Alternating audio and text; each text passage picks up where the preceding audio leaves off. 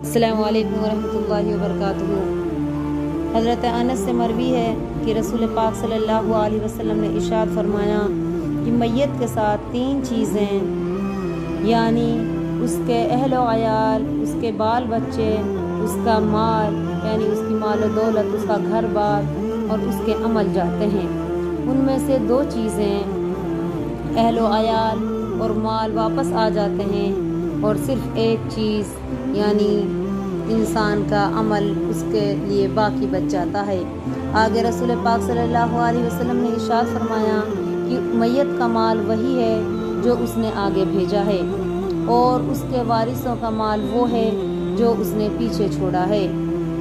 تو آج ہم جو کر رہے ہیں اپنے وارثوں کے لیے کر رہے ہیں، ہمیں اپنی کل آنے والی قبر کی بالکل فکر نہیں ہے۔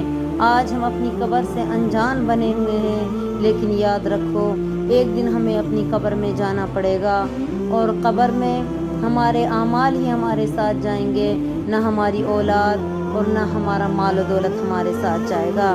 اسی لیے رسول اللہ صلی اللہ علیہ وسلم نے فرمایا، لوگوں اپنی قبروں کو یاد کیا کرو، کیونکہ تمہاری قبریں تمہیں صبح و شام یاد کرتی ہیں۔ ہمیں چاہیے کہ ہم اپنی قبروں کی تیاری کریں۔ 2 گز زمین صحیح اپنی ملکیت تو ہے، اے موت تو نے زمیندار کر دیا۔ اصل زمیندار تو ہم تب بنتے ہیں جب ہم اپنی قبروں میں چلے جاتے ہیں۔ اس لیے شاعر کہتا ہے، آغوش لحد میں جب سونا ہوگا، آغوش لحد میں جب سونا ہوگا، جز خاک تکیہ نہ بچھونا ہوگا۔